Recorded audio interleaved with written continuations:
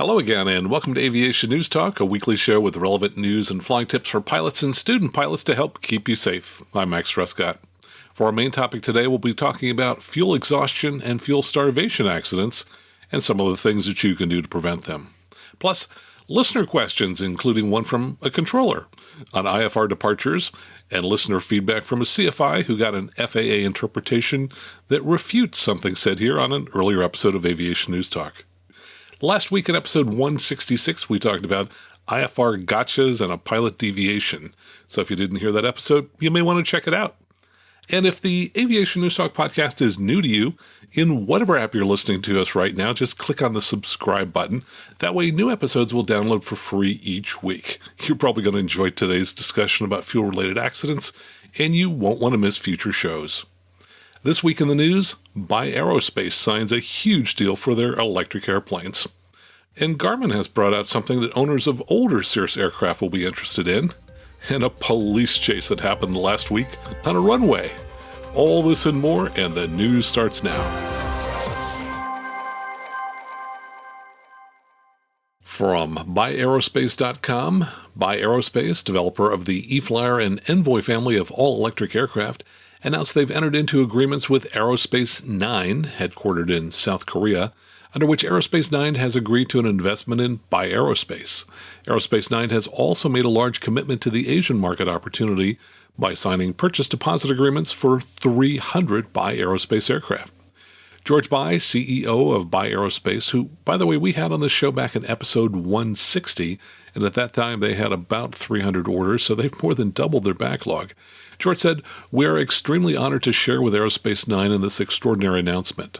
Aerospace is on a rigorous path to achieve FAA certification on our eFlyer 2 airplane, and once that approval is obtained, to begin production on our expanding backlog of orders." The number of future purchase agreements for the company's planes is now 711 units, composed of 2-seat eFlyer 2 primary trainers, 4-seat eFlyer 4s, and the soon-to-be-announced twin-motor 9-seat Envoy, and I think that's the first I've heard of this twin-motor Envoy. Aerospace 9's purchase deposits include 150 eFlyer 2s, 148 eFlyer 4s, and 2 Envoys with an option to acquire an additional 100 aircraft. Aerospace is in the process of seeking FAA certification for the eFlyer 2 for the professional flight training mission and the eFlyer 4 for air taxi and advanced training uses. From FlyingMac.com, and this comes from Editor-in-Chief Julie Boatman, Garmin brings out upgrades to the G500, G600 TXi models. Garmin has outlined a host of updated capabilities and compatibilities for its G500 TXi and G600 TXi flight displays, including autopilot integration and engine indication system, or EIS, enhancements. The updates primarily focus on the Cirrus SR20 and SR22 and 22T and the Piper PA46 500T Meridian. Garmin began shipping the displays in March 2018. The dealer-installed updates begin with the capability for owners of Cirrus SR20 and SR22 piston singles equipped with legacy Avidyne flight displays or the very original 6-pack to upgrade to the G500 TXi in order to modernize, including the addition of engine indications, percent power, turbocharged engine data, and up to 6 customizable engine parameters will be available. Compatibility with the GFC 500 autopilot is still in the works for the Cirrus SR22 and SR22T, with availability projected in the fourth quarter of 2020. In the meantime, the G500 TXi model connects to the Avidyne DFC90 autopilot, which is also convenient for those who wish to keep their current autopilot. Once the GFC 500 update comes online, Garmin's Electronic Stability and Protection, or ESP, and Descent VNAV will be available. Garmin has also added the Piper PA46 500T Meridian to its list of aircraft able to display EIS information on the TXi. The Meridian is compatible with both the G500 TXi and G600 TXi, putting EIS information next to PFD and MFD presentations in a single display screen. From GeneralAviationNews.com, the SeaMax, now assembled in the U.S. No relation, of course. Brazilian aircraft manufacturer SeaMax Aircraft has launched assembly operations in the United States. The company has been planning this move for the past 3 years, requiring extensive market research and engineering upgrades, according to SeaMax officials. For this task, the company paired with Embry-Riddle Aeronautical University, where some 100 graduate and undergraduate students, tutored by business professors, prepared comprehensive business assessments. By the way, that's a huge number of students to have involved with a project, but I think that's going to reap a lot of benefits for both the university and for SeaMax. Continuing on, the assembly operations bring factory-level support, maintenance, spare parts inventory, and training capabilities to the U.S. in a new location at Dayton Beach International Airport in Florida. The new assembly line building is located at Embry-Riddle Aeronautical University's Research Park, with a new taxiway designed to provide convenient access to the facilities. In conjunction with the U.S. assembly operations, SeaMax has developed new features for the SeaMax M22, including an all-glass cockpit and new safety features, as well as offering the Rotax 912IS engine as an option. SeaMax recently delivered its first IFR-capable aircraft to a veteran fighter pilot and Boeing 767 captain for a major U.S. airlines. The SeaMax M22 is a high-performance amphibious light sport aircraft that's been on the market for more than 20 years. From AOPA.org, here's a fun story. Superjet meets supercar. Embraer and Porsche team up for the Duet project. Embraer Executive Jets and Porsche have come together to offer buyers of the new Phenom 300e a very special, one-of-a-kind deal. Plunk down $10,992,000 and you can get a Porsche 911 Turbo S in the bargain. Dubbed the Duet Project, Embraer VP of Design Operations Jay Beaver said this initiative takes the altitude of innovation to a new level and is a project that will disturb the force in GA's high-end market. The project began in 2016 with the idea of providing customers with a unique experience that unites flying and driving, sort of an ultimate union of a superjet with a supercar. Both airplane and car will have matching satin jet gray metallic paint schemes and other design touches. For example, the Porsche will have the same steering wheel silver accents as those of the Phenom's 300e's control yokes, special blue accented badges on the car's B-pillar, and speed blue rings lasered on its wheels. The dashboard-mounted clock even has the Embraer bird logo on its second hand. Seats will match the textured leather seating of the Phenom 300e with blue stitching and the Duet's embossed and deblossed logos. In this part, I thought was kind of funny. It says, and get this, when you mash down the Turbo S's accelerator and leave lesser cars in your wake, its rear wing automatically rises as you blow through 72 miles per hour, revealing your airplane's N number on its underside in lights. That's pretty funny. I mean, we've seen license plates with N numbers, but never one where it's revealed on the car as you pass a certain speed. Anyway, making the Duet even more distinctive is that only 10 such Phenom Porsche pairs will be offered, so they'll be a rare value proposition from inception. The first Duet 911 Turbo S is at Embraer's Melbourne, Florida campus, and the first Duet-themed Phenom 300e will enter production on November 20th. Embraer's order book has opened, but at this writing, no launch customer has been announced. Like the deal? Now's your chance.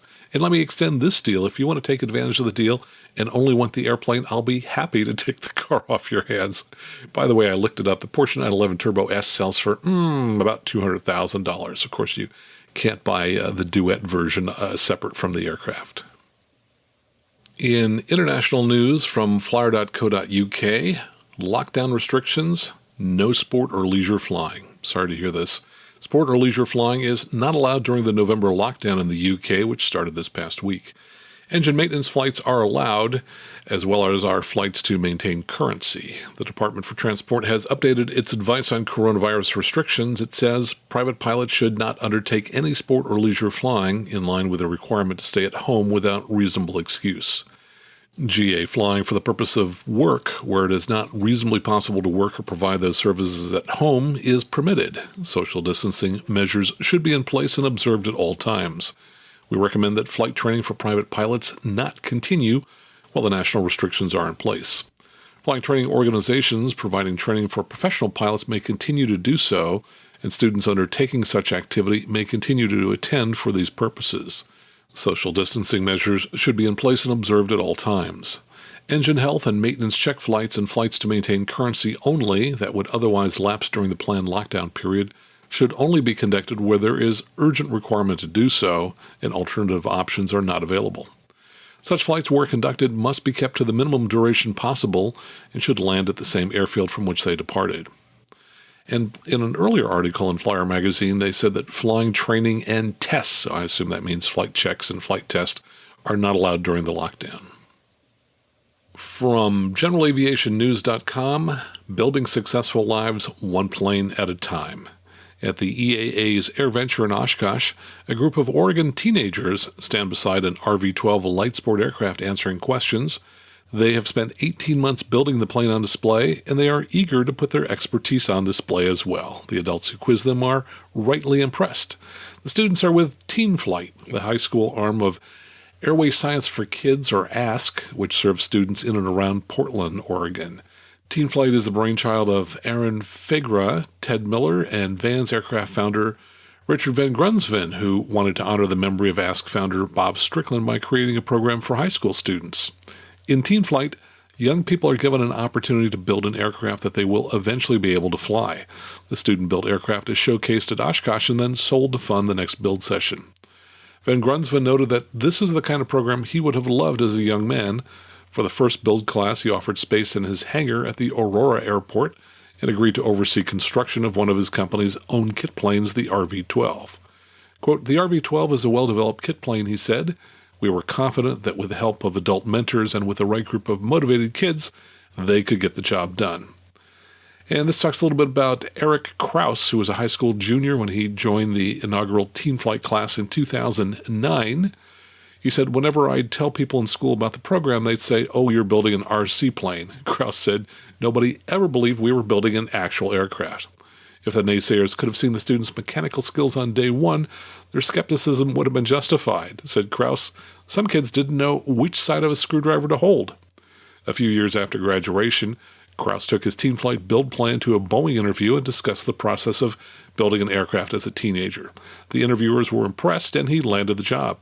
He's now a manager at Vans Aircraft, and he believes the program taught him not only general mechanical skills, but leadership skills as well. The program's goal is not to produce the next generation of aviators or aviation engineers, although some students pursue those goals, and ASK provides as much support to them as it can, including scholarships to pursue flight training. Fager keeps a broader goal in mind when thinking about the program's impact. Quote, "Most of the kids that we work with go on and do interesting things and do creative things, so they use the skills they learn in Teen Flight," he said. "We like to say that we're not really teaching teenagers how to build airplanes. We're teaching them how to have a fulfilling life with good, interesting careers and to be excited about it." Van Grunsven echoed that sentiment. "We have found that the program can be most helpful for kids who maybe don't fit in on other things and maybe aren't doing well in school. But when they're able to work with airplanes, they get excited," he said. "We've had parents tell us that their children's grades went up after they went into the program. They work harder, and they do better." Great story, and I wish there were more programs like this around the United States and around the world. From avweb.com, FAA issues aircraft interior disinfection safety bulletin. The FAA has issued a special airworthiness information bulletin, or SAIB, focusing on potential airworthiness implications of increased aircraft interior disinfection due to the COVID-19 pandemic. The bulletin emphasized that owners and operators should be aware of the potential negative impacts of disinfectants and make sure aircraft manufacturers' disinfection guidelines are followed. While the SAIB is primarily intended for transport category planes, the FAA noted that the information could also apply to other categories of aircraft. Although disinfection is not directly related to aircraft airworthiness, too frequent or improper application could result in negative impacts, which could include the following conditions: corrosion, embrittlement, increased flammability, electrical short circuits, the FAA said in the SAIB. Depending upon the system or part affected, any of these conditions could create either an immediate or latent airworthiness issue. And of course, we've also talked on this show about how improper cleaning can ruin the finish on the instrument panel, and I'll have a link to this SAIB in the show notes. And finally, from foxla.com, driver takes police on wild pursuit down runways at Van Nuys Airport. Now, I watched this as it occurred on Friday. An investigation was underway Friday after authorities detained a driver who took police on a pursuit down runways at Van Nuys Airport. The vehicle was maneuvering up and down runways as airplanes were preparing for takeoff and landing. At times, the driver was seen with both of his hands up in the air out of the vehicle's sunroof. I watched that and I couldn't tell if he was surrendering or just kind of doing his own version of, steering with his knees. Anyway, the pursuit lasted for about 20 minutes, which included a couple of pit maneuvers. We're all familiar with that from watching the show Cops, where the Police try and hit the rear side of the vehicle to spin it out of control. By the way, this car was in excellent condition when it started the chase. It had a lot of body damage all over it when the chase was over. The chase finally came to an end after the driver crashed through a fence. The driver and sole occupant of the vehicle was taken into custody without further incident. His name has not been released. Airport police told Fox 11's Gigi Gracieta that they believe the suspect breached security at a construction site near the airport grounds. Police said the suspect was rambling about the federal government and Mexican drug cartels. Authorities believe this may be a mental health issue and have said that after the crash, the suspect lifted up his shirt to show the police sergeant evidence of a medical condition that prevented him from lying on the ground to be arrested. According to Sergeant Charles Pierce with the LAPD Van Nuys station, the car belongs to his girlfriend. I'm sure she'll be really happy about that today. There was no immediate word on whether flight schedules were impacted. However, as I was watching the chase, you could see that there were aircraft that were headed for the runway, and I'm sure that there was a disruption. Of course, one of the big concerns was this car was zooming all around all kinds of expensive jet aircraft parked on the tarmac, and there could have been a lot of damage, but fortunately the only damage was to the car. Well, that's the news for this week. Coming up, my weekly updates. And then we'll get on to our main topic, talking about fuel exhaustion and fuel starvation accidents. All right here on the Aviation News Talk podcast.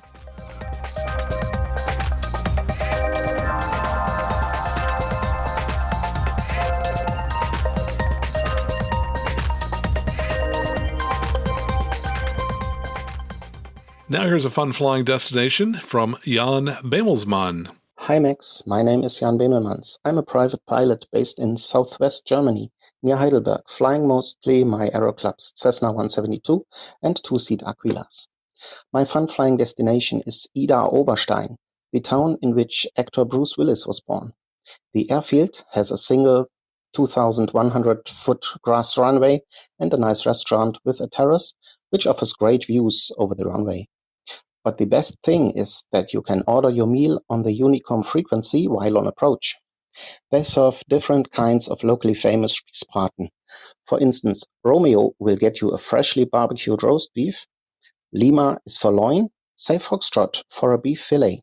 Always delicious. But remember to check your weight and balance before takeoff on your flight back home. I found your podcast about 7 weeks ago and listened to it on my way to work. While waiting for new episodes, I listen to the past ones, and I'm learning something new each time. Thank you, and keep up the great work. Greetings from Deutschland. Well, thanks so much for sending that to us, Jan. And I found an article here because I was curious. It says, Spießbraten is a specialty German-style barbecue pork dish from the small town of Idar Oberstein. There is something remarkable about pork slow-smoked on a rotisserie over open coals. But in Germany, in the little mountainside town of Idar Oberstein, they have found a way to make smoked pork even better. 2 flavor punches make Spießbraten different from any other type of rotisserie pork: onions and beechwood. Don't try using hickory or apple. For the authentic flavor of Germany, it's important to use beechwood chips. And it continues on. Anyway, thanks so much for sending that, Jan. And we have run out of our fun flying destination. So if you would, please go ahead and write up something about your favorite fun flying destination. You can either email it to me, or you can record it. Just find the Voice Memos app on your smartphone or go out to aviationnewstalk.com, click on Listener Question at the top, and you can record up to 90 seconds. If you do record it locally, just email the file to me at aviationnewstalk@gmail.com. And I'd like to give it a shout out to Patreon supporter Dan Friedman for sending me socks. So Dan is a Patreon supporter, and he knew it was my birthday. I'm not sure how he knew. And he contacted me and said that he wanted to send me some sectional socks. Now, these are the ones with sectional charts printed on them, and they come from chartedall.com. Now, that's a company founded by Trevor Simoneau when he was 11 to finance college at Embry-Riddle by designing customer shirts printed with aeronautical charts. And I met Simon 2 years ago when he was 15 at Air Venture. Quite the young man, quite the entrepreneur. So anyway, that was a very nice gift. Thank you so much, Dan. Dan, by the way, sells toilet paper, and I commented to him that if we have another shortage this winter, I may be contacting him for some of that. And he said he would be happy to help out. And here's an article I liked from AOPA.org called Airports with Nearby Outdoor Activities. It says, pack your camping or fishing gear, lace up your hiking boots, swap your rudder pedals for bike pedals, and get ready for some outdoor fun at these airports. The article says that members of AOPA have been looking for places to fly where they can enjoy socially distanced outdoor activities that are close to an airport, and they came up with this list. They said one that topped the list for pilots is an aviation-centric outing, and that's to visit the Wright Brothers National Memorial at First Flight Field, that's KFFA, in Kill Devil Hills, North Carolina, which sounds like a lot of fun. I've never been there. They also had a lot of other suggestions for beach, biking, boating, kayaking, camping, touring caverns, fishing, golfing, hiking, or walking. They say the list isn't comprehensive, but here are some pilot suggestions that they have from across the country. And they also mentioned that you should check out the AOP Airports and Destination Directory, as well as the Recreation Aviation Foundation's Airfield Guide before you go. And let me just mention a few of these. For beaches, two of the ones that I have been to, Jack Edwards National Airport in Gulf Shores, Alabama. I've been there probably at least 3 times, once speaking at AOPA and a couple of times teaching for Cirrus pilot proficiency programs. Also have been to Oceano County Airport, L52 in Oceano, California. I've talked about that before. You can basically get some bikes at the airport, go out to the beach where you can rent ATVs and race around on the sand. It's great fun. And they also mentioned a lot of other airports near beaches all around the country. And biking, they say get some exercise by biking around the area at these airports, and they provide a long list. They say call ahead to find out if bikes are available at the airport or nearby, if they can be rented in town, or if you need to bring your own. And I will tell you that if there is one thing you would like to do to make your local airport more attractive as a destination to visiting pilots, get some bikes, even some used ones, put them in a locked container at the airport, and then post the combination inside the FBO or the bathroom or some other place where pilots will find it when they arrive at the airport. I have used the bikes multiple times that Jolie Lucas, who we had on the show in episode 72, made available at the Oceano Airport in California. And I think bikes at airports is just a perfect combination. Here are some of the bike locations they mentioned. They mentioned airports in Bentonville, Arkansas, Everglades, Florida, Jekyll Island, Georgia, as well as, of course, Oceano, California. They also mentioned the Maine Aeronautics Association has Bikes for Pilots program at 5 different Maine airports. Bikes also available at Chatham, Massachusetts, Beaver Island, Michigan, Mackinac Island, Michigan, Put-in-Bay, Ohio, Sun River, Oregon, and Cornucopia, Wisconsin. The article also mentions that you can do boating and camping, visit caverns, and they mentioned caverns, one of which I went to as a kid, and that's Penn's Cave in Center Hall, Pennsylvania. And they also have airports listed for fishing, golfing, hiking, and walking. So I'd encourage you to check out the article and then put together a trip where you can fly family or friends somewhere and do something fun at some destination that you can fly into. Oh, and here's probably the easiest kind of trip you can set up. Fly somewhere and have a meal. Now, the best listing of restaurants that I have seen was put together by my friend Max Flight of the Airplane Geeks podcast, and that basically lists airports that have restaurants close by or on the field, and you can find that list at eatattheairport.com. And by the way, that listing is worldwide, so you can find airport restaurants in Europe, Australia, Asia, as well as here in North America. And if you know of a restaurant that's not on the list, you can also submit it for inclusion at eatattheairport.com. And before we get to our main topic, let me briefly mention the few people who joined us as Patreon supporters in the last week. They include James Kerr, who's a new mega supporter. I mentioned him last week. But what I didn't tell you is that he's interested in buying an SR-22 for business travel and that his company makes security screens for protecting your home. You can find out more at bosssecurity.screens.com. Other new Patreon supporters include Andy Siegel, David Eisenberg, and Jan Bemelman. And if you've listened to our show before, you know it's easy to become a supporter. You can join us via Patreon, where you can make a monthly donation and get all kinds of goodies at different levels. Just go out to aviationnewstalk.com/awesome or aviationnewstalk.com/Patreon to reach that site, or you can donate via PayPal to make either a one-time donation or a regular monthly donation via credit card. Just go to aviationnewstalk.com/PayPal. And for our mega supporters who donate $50 a month or more, I read their names at least once a month. We did it last week, so I'm going to go ahead and go directly to our main topic, which is pretty long, and I think you're going to get a lot out of it. So stick around right here on the Aviation News Talk podcast.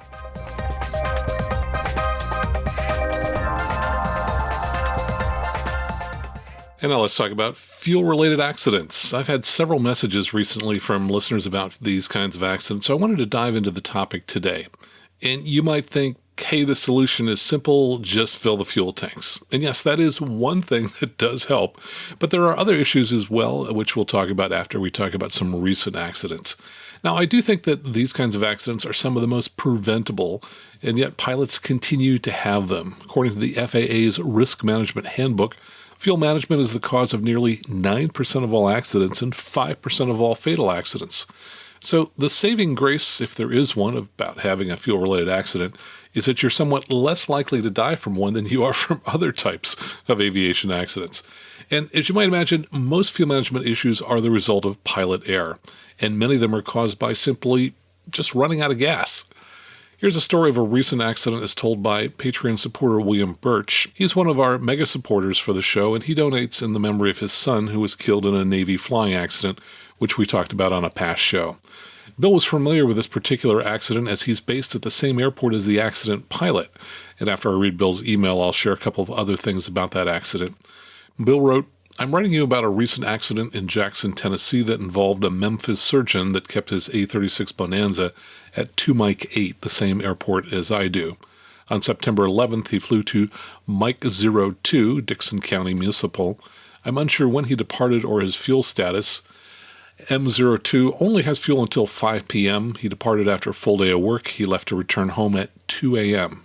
Now, so that's quite a red flag in my mind. We've talked in the past about accidents that occur in the wee hours of the morning and how you really should avoid flying late into the night as we all become fatigued and more prone to making errors.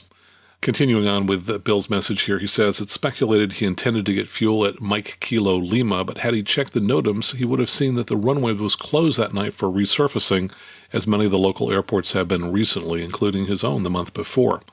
I assume he first realized that when he tuned in the ASOS. He had overflown a smaller airport en route with 24-hour fuel, and the flight is only a total of 1 hour each way. If he had left 2 Mike 8 with full fuel, he should have been fine. And by the way, I'll mention after I finish Bill's note here that it appears he flew several legs without refueling. Getting back to the note, it says his girlfriend had reportedly suggested that he stay and fly back later, but he had cases that morning. Shortly after passing Mike Kilo Lima, he declared a fuel emergency and turned back for the runway. When he turned the runway lights on, the work crew cleared the runway. His altitude and airspeed dropped off quickly from 120 knots to 80, then 62 knots. And Bill notes the best glide of an A36 is 110 knots. I do not know if he pulled the prop back and closed cowl flaps, but it does not appear he was pitched for best glide. And just as a side here, I did look at the flight-aware data for his flight, and there was a period of about a minute and a half where he had a high descent rate. So I would guess that he had the prop full forward at that time before he remembered that pulling the prop control reduces drag and increases your glide range. So if you remember nothing else from the show, please remember if you lose power in a complex aircraft that you'll want to pull the prop control back as soon as possible to maximize your glide distance. Continue on, he says, about 0.7 miles from the airport, he stalled into trees and power lines. Wreckage was found about 6 a.m. The surrounding area has many agricultural fields mixed in with light industry and woods. There were outs everywhere. It brings back so many of the dangers you just discussed on Aviation News Talk in episode 162. Flying tired, late at night, and get-there-itis. So many chances to have broken the many chains. It is so tempting to try to stretch glide when so close, but it just doesn't work out. Daytime would have been a non-issue. He was also flying along Interstate 40. You know how near to my heart senseless aircraft accidents are. And of course, Bill here is referring to his son's accident in which the instructor pilot in the Navy was hot-dogging around, which caused the accident. He says, I recently read The Killing Zone, How and Why Pilots Die by Paul Craig. Very insightful. There have really been a rash of recent GA accidents, and it saddens me greatly. The families will carry this forever, and the fatal event becomes what the pilot is ultimately most known for, despite a life full of events. Everything is wrapped up short of the final report. Fuel exhaustion appears to be the proximate cause. Bill, thanks so much for sharing that email, as it really did get me to start thinking about this topic. Here's some additional information from the preliminary NTSB report on the accident. It says, review of a surveillance video at Dixon Municipal, Mike 02 in Dixon, Tennessee, revealed that the accident airplane arrived on September 10th, about 20:41, so that's 8:41 p.m. The airplane taxied to the fuel farm. The pilot exited the airplane and walked to the fuel pump. He then returned to the airplane and taxied to the parking area. The fuel farm was operated by the fixed-base operator, and the pump was locked for the night. The next morning, the airplane taxied to the fuel farm, and the pilot did not exit the airplane. The engine remained running for 3 minutes before the airplane departed the airport at 2:06 a.m. Review of preliminary air traffic control provided by the FAA revealed that at 2:48 a.m., the pilot requested a deviation to Mike Kilo Lima from air traffic control. He advised the controller that he was experiencing a fuel issue and needed to land. The controller provided a heading toward MKL and asked the pilot to report when he had the airport in sight. The pilot turned to the assigned heading, started a descent, and canceled his VFR flight plan. No further communications were received from the pilot.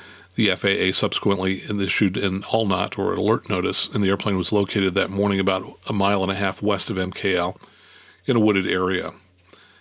Bill also noted that there is a YouTube video on a channel called Flywire by Scott Purdue, and I watched the video, and he says that according to FlightAware, the doctor made the same trip 3 weeks earlier, which is approximately 1 hour long, so it would have been a 2-hour round trip. He left after lunch and returned just prior to midnight. He didn't get fuel at the destination, and there was no fuel purchase after he returned home.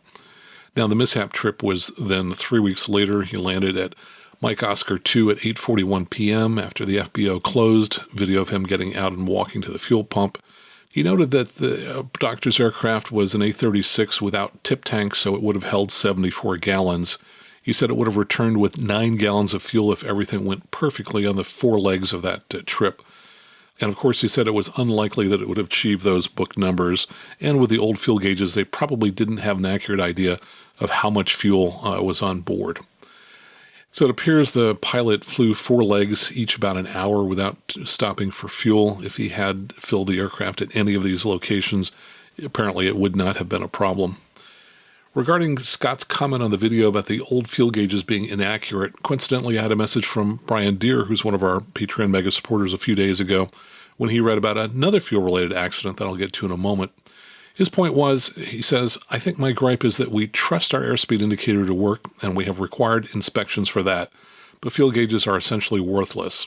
From a software engineering perspective, if something isn't reliable, it shouldn't be there. I don't know the purpose of requiring fuel gauges if they essentially serve no purpose. Their level of accuracy isn't quantifiable. The only thing for certain is that they can never be trusted, which means they are unsafe.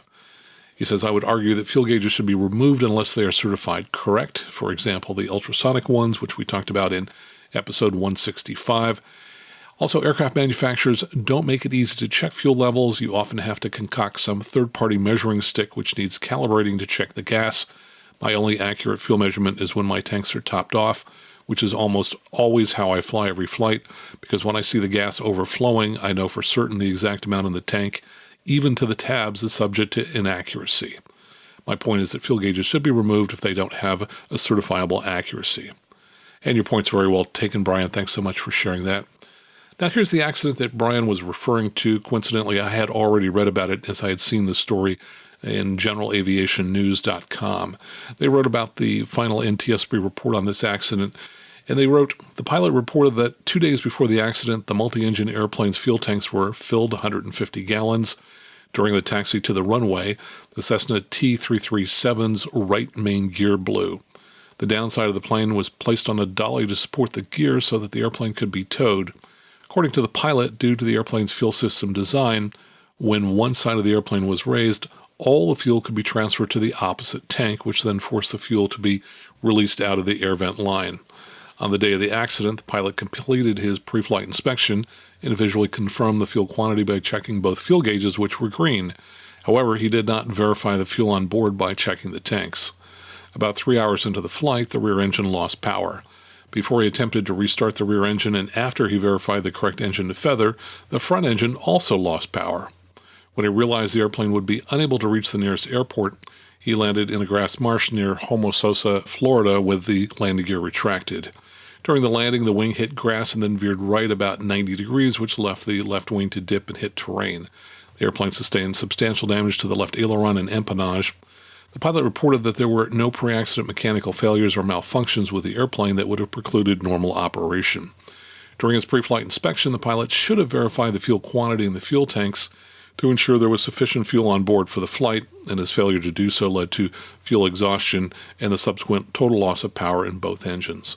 Probable cause, the pilot's inadequate pre-flight inspection, which resulted in fuel exhaustion and the subsequent total loss of power in both engines. Now, just in the last couple months, I have come across several other recent accidents that involved fuel exhaustion. This one occurred in Northern California, north of Sacramento, back in October. It says an SR-22T aircraft reportedly ran out of fuel and deployed the parachute. The pilot and 2 passengers were not injured according to the preliminary notification. So please note that the FAA publishes this information as preliminary and subject to change. As currently reported, 1, the pilot experienced a fuel issue, but the reason is not provided at this time. Ran out of fuel could mean a lot of things, and is preliminary info at any rate. 2, CAPS was activated. 3, no injuries were reported. 4, minor damage to the aircraft. The aircraft is a 2010 SR-22 registered earlier this year to an LLC in Southern California. I don't have further details at this time. Now, apparently the pilot commented to people who arrived at the scene. They said they had had a fuel leak and ran out of fuel and didn't make it to the airstrip. And in a Facebook discussion, I found a commenter who said he had heard secondhand that the aircraft had fuel system work the prior week, lost engine power, started to glide to the nearest airport, and pulled the CAPS parachute at 400 feet AGL, which would be a pretty low pull, by the way. Most of the recommendations would be to pull a parachute at higher altitude than that. Here's a story and video from September, which occurred near Knoxville, Tennessee. In it, the plane ran out of fuel, made an emergency landing on I-640, and then took off again. Now, I noticed this one as there was a YouTube video I saw in which the aircraft was taking off from the interstate with a Tennessee Highway Patrol motorcycle following it down the highway as it took off. So that's a story that worked out well. And from October, from El Cajon, which is down near San Diego, from Fox 5 San Diego, the pilot of a light airplane that apparently ran out of fuel while on approach to Gillespie Field made a safe emergency landing in a playground at an elementary school just east of the airport. Now, that's kind of scary, because often elementary school have children on the playground. The Piper J3C65 landed on a playing field at W.D. Hall Elementary School in the 1300 block of Pepper Drive shortly before 4 p.m., according to sheriff's officials. No children were on the campus at the time of the landing, and no injuries were reported. The pilot, Charles Wells, told investigators he had to make the emergency landing because his plane ran out of fuel, according to the FAA. So as you can see, these accidents happen entirely too often. Now, if we take a look at the 30th Joseph T. Null report, which just came out and was prepared by the Air Safety Institute, which is part of AOPA, for 2018, they looked at non-commercial fixed-wing accidents. There were a total of 1,033 accidents and 166 fatal accidents. Fuel management issues, well, 56 of those accidents, or 5.4% of the total, were fuel management, and 7 fatal accidents, or 4.2% of the total fatal accidents. By the way, if you're interested in the difference between fuel exhaustion and fuel starvation, the NTSB Safety Alert 67, called Flying on Empty, explains the difference. Fuel exhaustion is running out of fuel, whereas fuel starvation is having fuel on board, but it doesn't reach the engine for reasons such as blockage, improperly set fuel selector, or water contamination. And here's an example, by the way, of fuel starvation. This was from Catherine's report. Someone said, "I nearly ran out of fuel in a Cirrus SR-22 several years ago when a seal came apart on the fuel injection spider."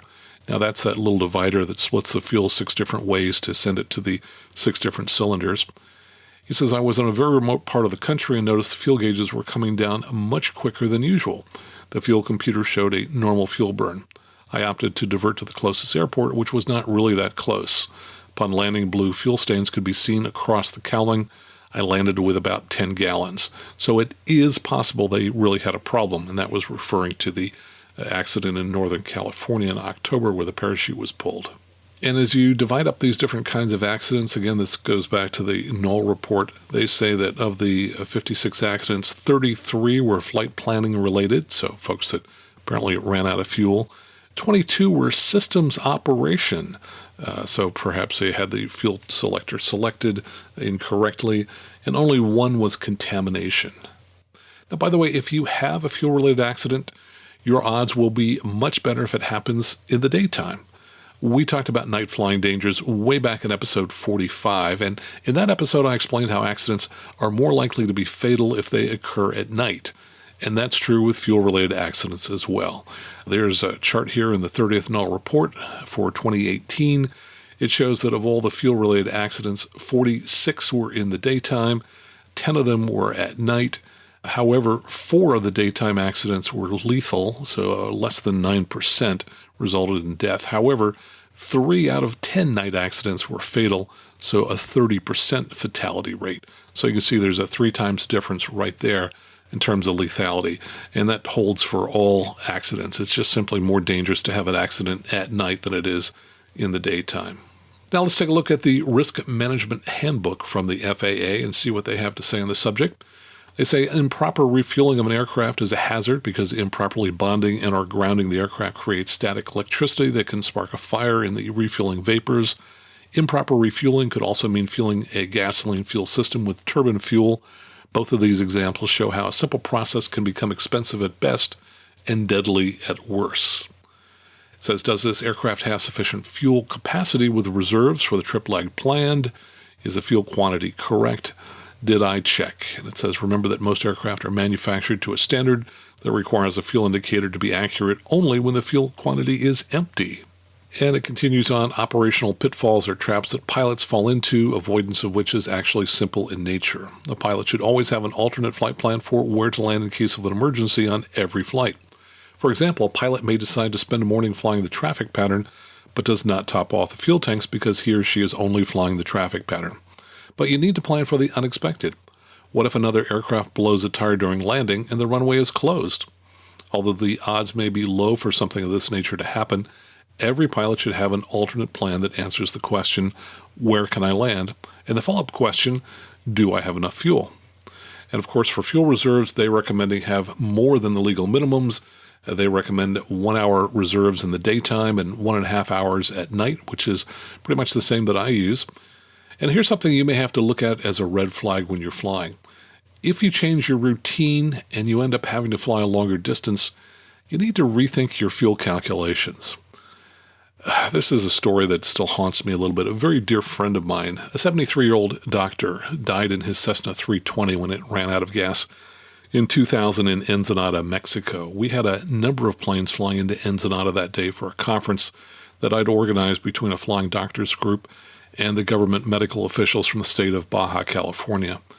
I unfortunately was the first member of our group on the scene of the accident after it occurred. 6 people died in that crash, 4 of whom I knew fairly well. What was different on this flight was the doctor had some mechanical issues the day he left his home airport of Oakland, California. So he first flew 60 miles to the north to Woodland, California to get service. His critical error was he didn't top the tank, so ultimately he ended up flying 120 miles further than usual than the trips he usually made to Mexico. After delivering medical services for a couple of days in the middle of Baja, he then flew north back to Ensenada. He thought that perhaps he had a landing gear issue, so he extended the gear and did a low flyby over the airport so the tower could inspect his gear, which appeared to be fine. On the upwind, witnesses observed the aircraft pitch up sharply, probably because the aircraft was trimmed for a slow speed as he made his pass. And when he added power, most likely he didn't push hard enough on the yoke because the aircraft would then try to climb because it would be mistrimmed for the higher power that he'd just set. This likely caused the little remaining fuel left in the tanks to unport because on downwind, both engines stopped and he crashed close to where he would have been turning base. Now, Marvin was an extremely kind man who I loved dearly, and I know that if he had just topped off the tanks when the maintenance had been done, he might still be alive today. And in a similar, though less tragic story, in my flying club, we had a 172 that landed with approximately 3 gallons of gas, which we discovered when the lineman went to fuel the plane. When questioned afterwards, the pilot explained that when he flew back from Idaho, he departed from an airport about 50 miles further away from where he usually departs. He could see from the G1000 fuel range ring that he was running low on fuel, so he initially planned to land in Livermore, about 19 miles away from Palo Alto, to refuel. As he pulled back on the throttle, the fuel range ring expanded on the G1000, so he decided that he must now have enough gas to make it back to Palo Alto. What he didn't realize was that the fuel range ring gets larger when you pull back on the throttle, as it uses the current fuel flow to calculate the range. Now, he was very lucky he didn't run out of gas. So obviously, topping your tanks can be very helpful because it provides extra margin in case you have to fly further than you expected.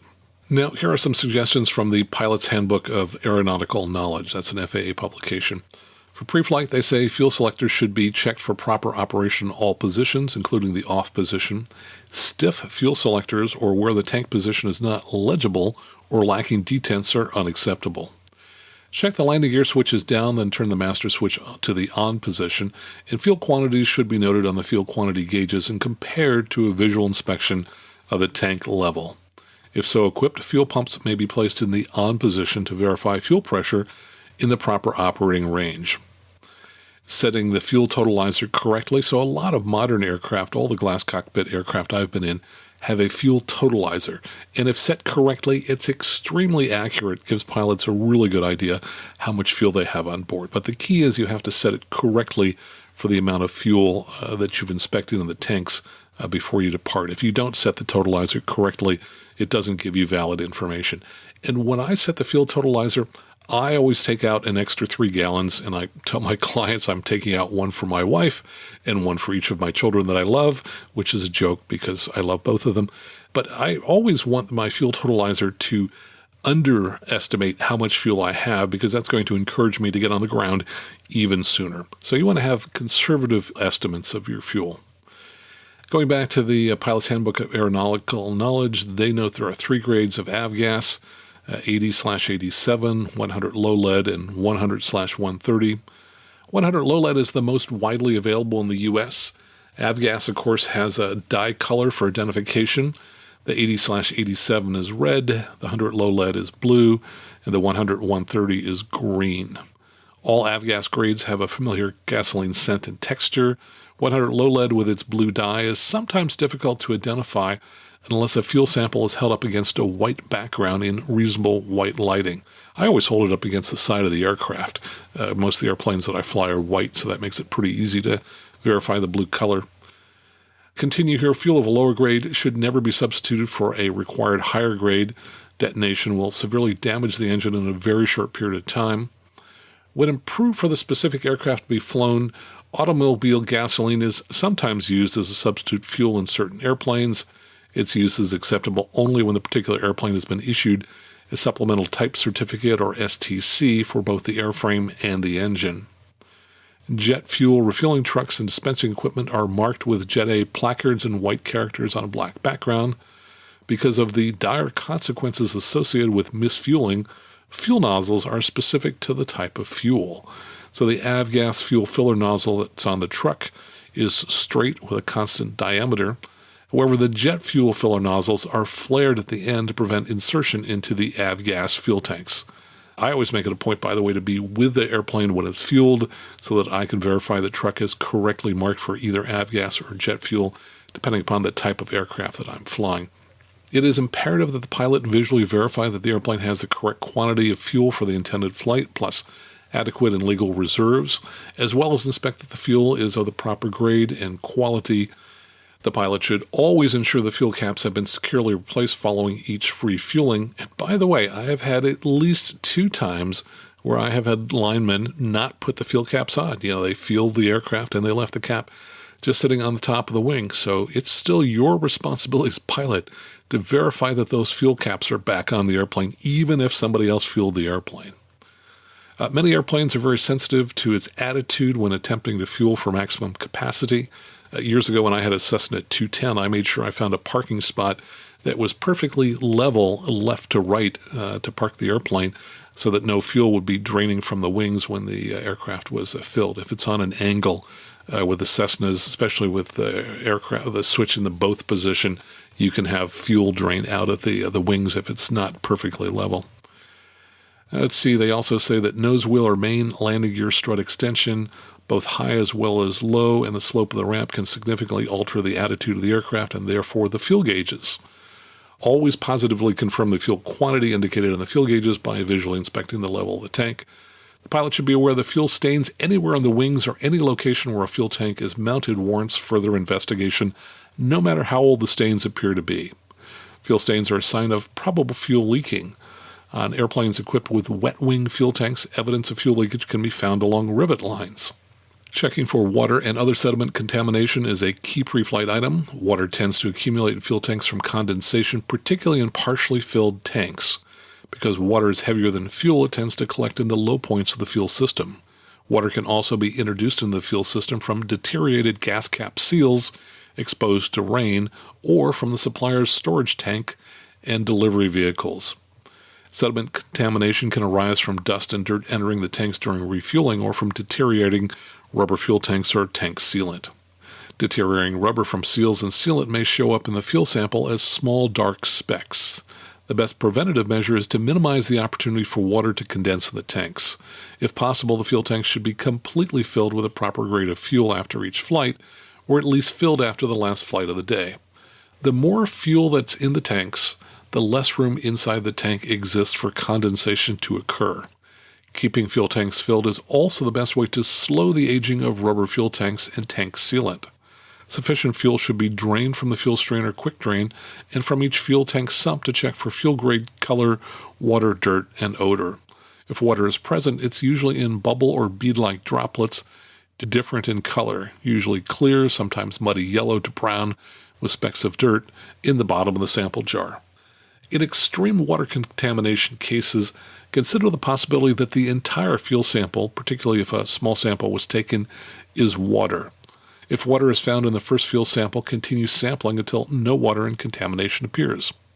Significant and/or consistent water, sediment, or contaminations are grounds for further investigation by qualified maintenance personnel. Each fuel tank sump should be drained during pre-flight and after refueling. The order of sumping the fuel system is often very important. Check the AFM and POH for specific procedures to be followed. Checking the fuel tank is an important part of a pre-flight assessment. If outside air is unable to enter the tank as fuel is drawn into the engine, the eventual result is fuel starvation and engine failure. So just as a side here, you really need to know where all the fuel vents are for your aircraft. In some aircraft, such as Cessnas, some of the vents are actually located in the fuel caps themselves. So become familiar with the fuel vents in your aircraft. Continuing on, it says, during the pre-flight assessment, the pilot should look for signs of vent damage and blockage. Some airplanes utilize vented fuel caps, fuel vent tubes, or recessed areas under the wings where vents are located. The pilot should use a flashlight to look at the fuel vent to ensure that it is free from damage and clear of obstructions. Here's a key thing. If there is a rush of air when the fuel tank cap is open, there could be a serious problem with the vent system. And from the before takeoff checklist, it says follow the checklist, check the fuel system, set it per the AFM or POH, and verify that it's on and the proper and correct fuel tanks are selected. At the end of the flight, after engine shutdown and passengers exit, the pilot should accomplish a post-flight inspection. This includes a walk-around to inspect the general conditions of the aircraft, inspect near and around the cowling for signs of oil or fuel streaks, and around the oil breather tube for excessive oil discharge. Inspect under wings and other fuel tank locations for fuel stains. Fuel should also be added based on the immediate use of the airplane. If the airplane is going to be inactive, it's a good operating practice to fill the fuel tanks to prevent water condensation from forming inside the tanks. If another flight is planned, the fuel tank should be filled based on the flight planning requirements for that flight. So that's what the FAA's Pilot's Handbook of Aeronautical Knowledge has to say. And if you have maintenance, you probably want to do things a little bit differently for your first flight. Here's what one pilot wrote that he said he does after major maintenance. He says, after the first run-up mag check and high-speed taxi, I remove the engine cowling and look for any leaks. I also test fly the plane without passengers after major maintenance work, and he says I circle above the airport until all indications remain stable. So there you have it, guidance on fuel-related accidents and how to avoid them. Let's all commit to doing everything in our power to avoid having one. Coming up next, listener questions, right here on the Aviation News Talk podcast.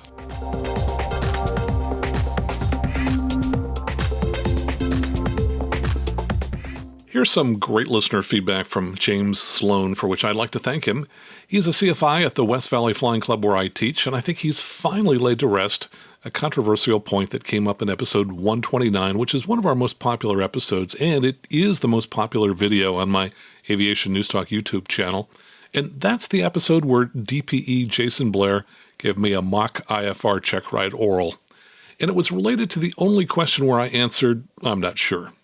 Jason later recorded a follow-up response, which I included in episode 133, but it still left open a very important question, which James has now settled for us. And he did that by contacting the FAA's General Counsel's office for a legal opinion. And I really want to thank him for doing that. The question had to do with whether you can regain instrument currency within the first 6 months after you're no longer current as an instrument pilot by using a safety pilot in actual IMC conditions. To be clear, if you're in VMC and not in IMC, you can regain currency by flying approaches with a safety pilot. And of course, you could do it in actual conditions if you had a CFII on board. A number of people have commented on the YouTube video that they thought Jason was incorrect, though they were hearing a slightly different question than the one that Jason was asking me. And it turns out, by the way, that both Jason and James are correct, and the difference hinges upon semantics, specifically the definition of a safety pilot. Jason correctly said that you cannot regain currency with a safety pilot in IMC, and the FAA has said in its interpretation that James provided that you can regain currency in actual conditions with a non-CFI pilot in the right seat, but in IMC it's incorrect to call that person a safety pilot. And it just seems like that original conversation with Jason was just yesterday.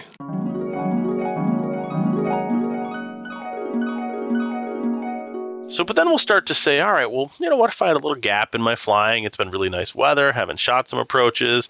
And what if I did not have the ability to find in my logbook 6 approaches that were within those preceding 6 months? So how do I get myself back current again? Well, let's see. I have 6 months where I need to then go out with a safety pilot or a flight instructor. And in those 6 months, I've got to achieve essentially the same thing. I've got to do 6 more instrument approaches under the hood, and I won't be able to do those in IMC. In other words, I can't file a flight plan at this point, and so I'm going to have to stay pretty much VFR unless I happen to have a flight instructor who's a double I with me. And if in those next 6 months I can accomplish that, then I'm current again. And you're right on track there again. So one of the catch points that we find a lot of people have a question on is, you said we can fly with a double I, right? And I agree, as long as that double I is current also. One of the questions I'll ask is, well, what if you found a safety pilot who was an instrument pilot and they were current? Could you go fly and do in actual IMC currency flying as long as they filed the flight plan? Good question. Good question, isn't it? I mean, for sure, they would have to file the flight plan. It would have to be in their name.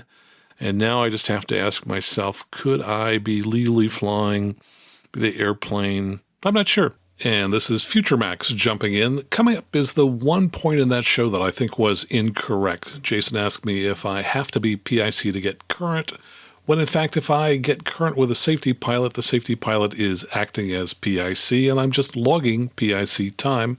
And likewise, as we'll find out shortly when we read the FAA's interpretation, again, the pilot in the left seat getting current is not acting as PIC, but can log PIC time. And this is where the question, if we drill down a little bit and say, all right, so if you are going to get current, you have to be PIC, right? Yes. Can you be PIC when you're not current? Well, so I can log PIC time, but I can't be PIC. So in other words, I can log PIC time by being the sole manipulator of the controls. I could log PIC time. But no, I wouldn't be PIC, so I guess that wouldn't get me current. And that's the best way. It's a great experience. Get your friend current if you took them flying like that. Okay, so the question specifically was, can you fly with a safety pilot in actual conditions if you're not current? And the answer is no, and Jason clarified in episode 133 that the reason the answer to that specific question is no is that if you're in actual, the person in the right seat is, by definition, not a safety pilot.